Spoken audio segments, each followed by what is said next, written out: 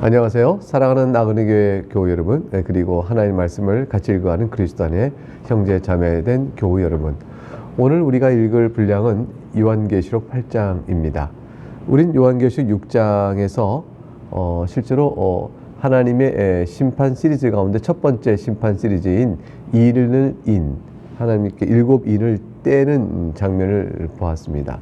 6장에서 본 것은 이제 여섯째 인까지 떼어지는 장면이었고, 7장은 천상교에서 우렁차게 울려지는 아름다운 예배, 그 영광스러운 예배 모습을 우리가 7장에서 봤습니다. 8장에서 이제 일곱째 인이 떼어지는데, 그 떼어지고 난 다음에 환상의 장면은 7장의 내용과의 정반대의 대조적인 모습으로 나타나게 되어집니다. 예를 보겠습니다. 1절 볼까요?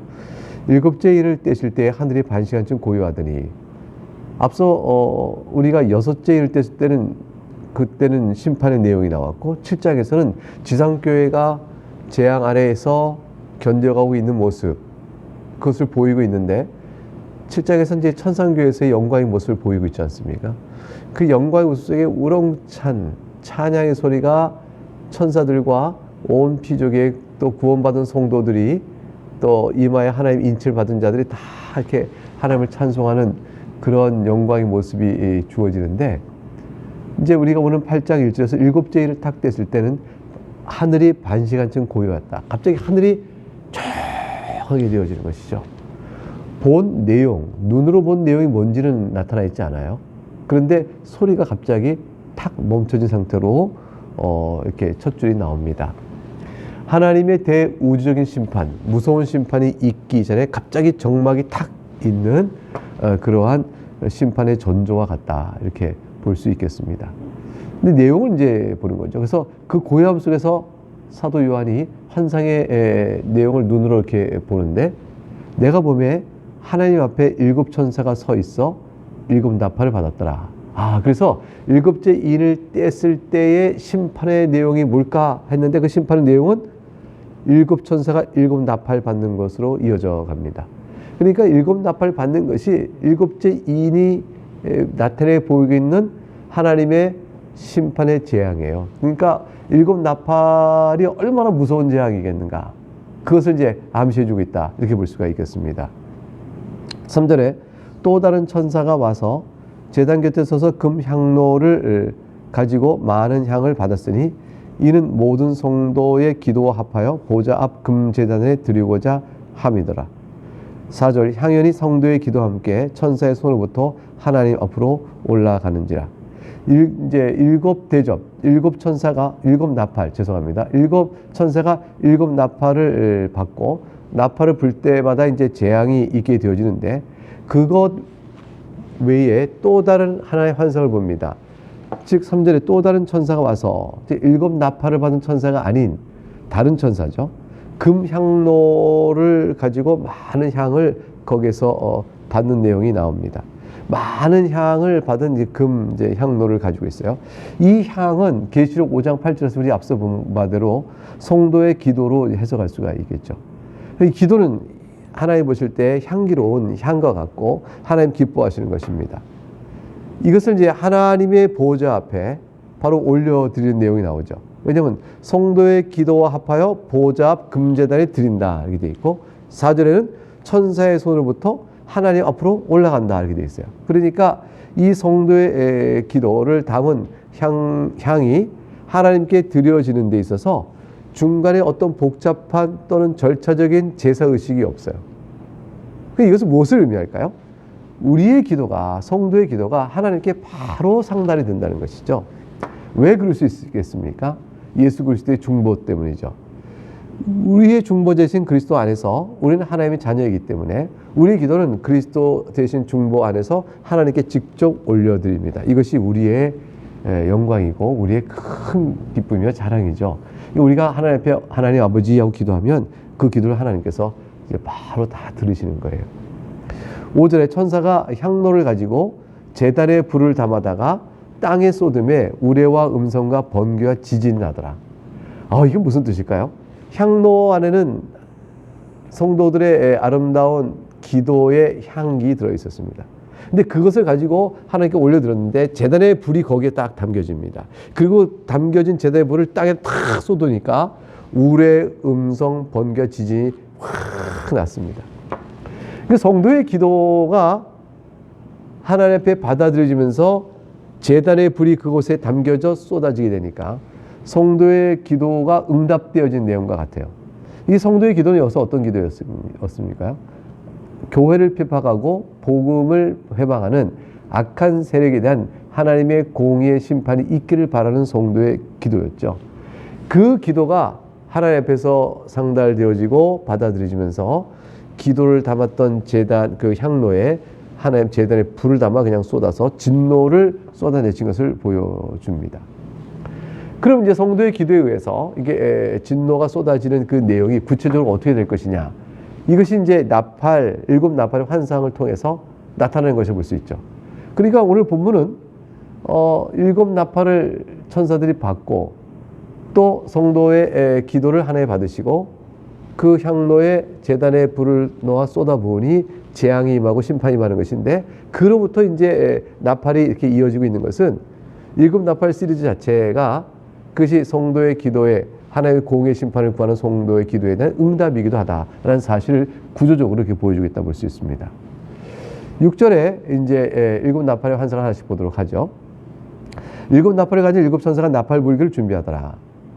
7절 첫째 천사가 나팔을 부니 피 섞인 우박과 불이 나와서 땅에 쏟아지매 땅의 3분의 1이 타버리고 수목의 3분의 1도 타버리고 각종 푸른 풀도 타버렸더라.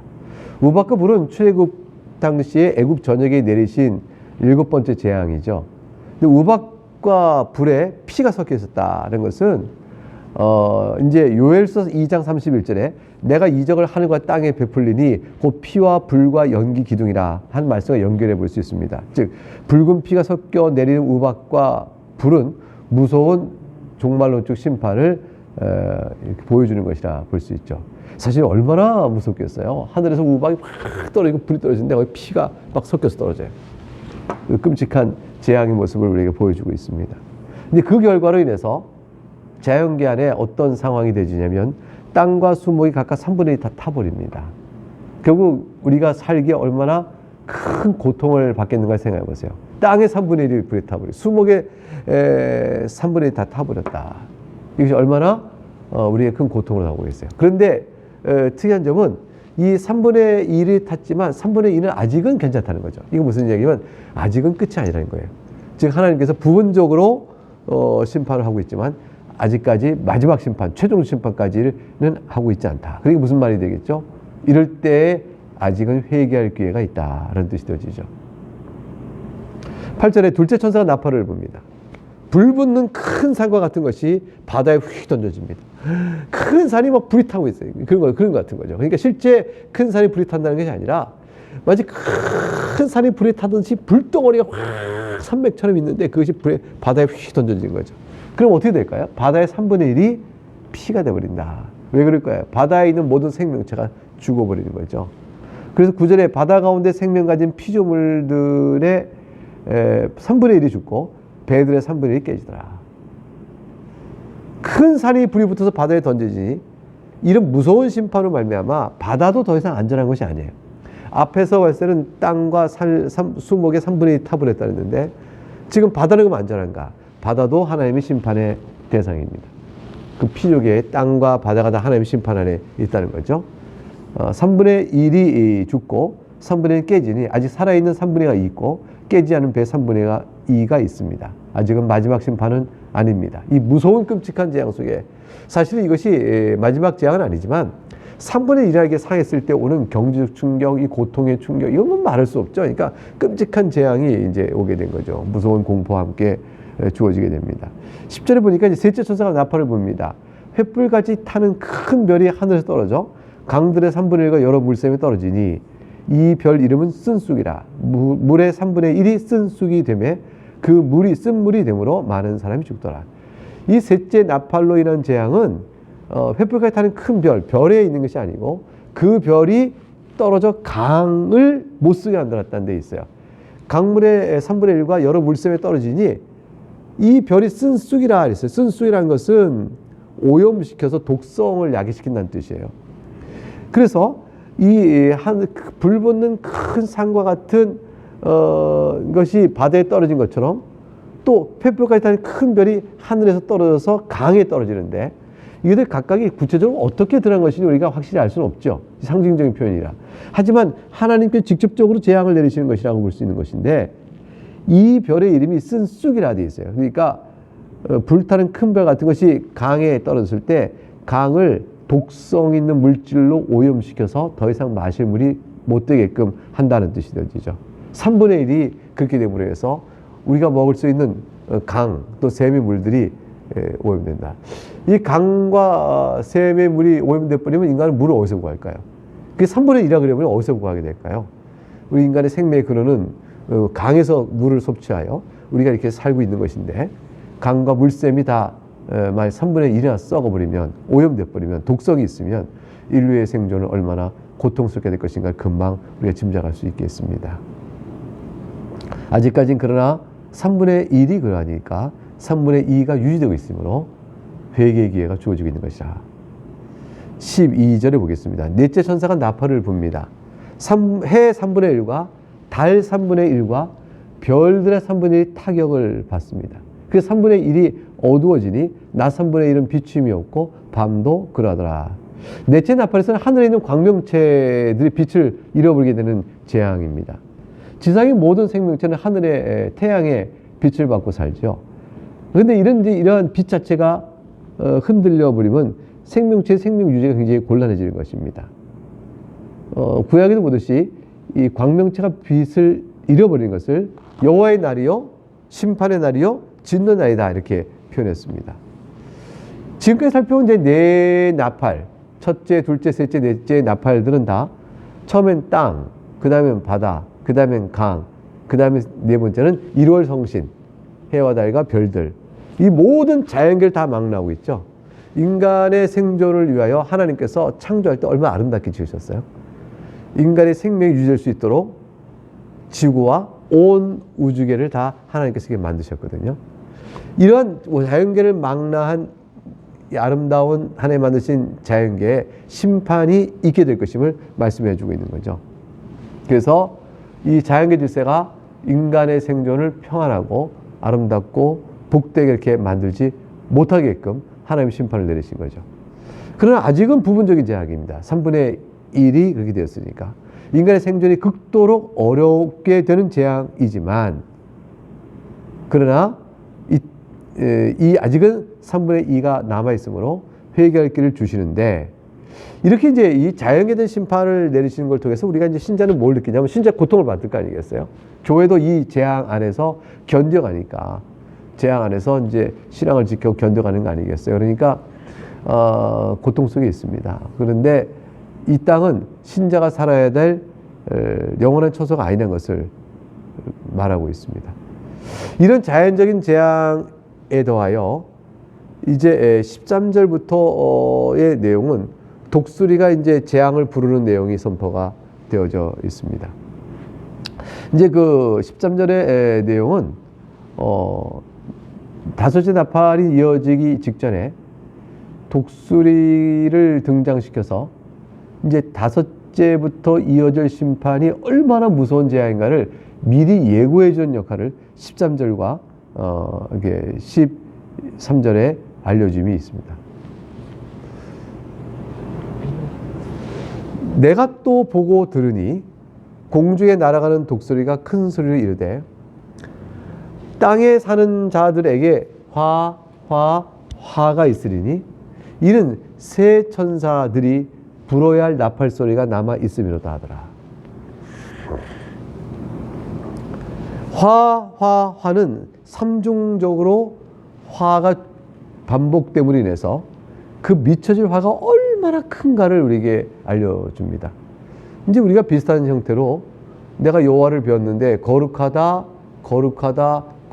했을 때 그 거룩하신 하나님에 대한 극상의 거룩함을 이렇게 표현한 것처럼 독수리를 보내어 화라고 독수리가 화 외치게 되는 모습이 하늘에서 이 땅을 환상을 보세요. 얼마나 무서워요. 이 독수리가 이제 공중에 날아가면서 불길한 그리고 아주 위협적인 그런 날개치면서 이걸 쫙 얘기하게 될 때 우리에게는 화가 삼중적으로 반복되는 상황 속에서 앞으로 당할 재앙은 얼마나 크기에 이렇게 무서운 심판에 대한 예언을 주는 것인가, 미리 알리는 것인가 라는 두려움이 확 들어오게 되어지죠. 아주 극도의 공포스러운 분위기를 이 말씀 속에서 우리에게 예시해 줍니다. 그리고 말하죠. 이는 새 천사들이 불어야 할 나팔소리가 남았음이로다 했습니다. 그것이 화 이렇게 되어 있죠. 이 첫 번째 이제 화는 5번째 나팔과 연결시키고, 두 번째 화는 6번째 나팔과 연결시키고, 세 번째 화는 7번째 나팔과 연결시키는 해석으로 이게 보통은 일반적으로 끌어갑니다. 물론 그런 이 화가 뒤에 나오는 5, 6, 7번째 나팔과 직접적 관계 있는 게 아니라 다만 이것은 그냥 극상의 저주스러운 일들이 일어날 것임을 말하는 것이라고 설명하기도 합니다. 어찌된 설명이든 간에 이제 우리가 내일 살펴볼 5째, 6째, 7째 나팔로 인한 재앙은 더욱더 끔찍한 내용으로 이어지게 되어집니다. 결국 하나님께서 7인에 이어서 7나팔, 그리고 이제 다음번에 보겠습니다. 7대접으로 이어지는 시리즈 안에서 죄악된 세상에 대한 하나님의 심판, 이것은 이미 지금도 이 세상이 이와 같은 성격 안에 눌리고 있는 것이고요. 마지막 종말에 있을 때 심판은 성격은 이것이 더 강하게 드러날 거예요. 그런 상태로 있는 죄 가운데 있는 세상에 대한 하나님의 심판의 내용을 우리가 살펴보고 있습니다. 오늘 여기까지 살피고 내일 또 이어서 계시록 9장을 보도록 하겠습니다. 감사합니다.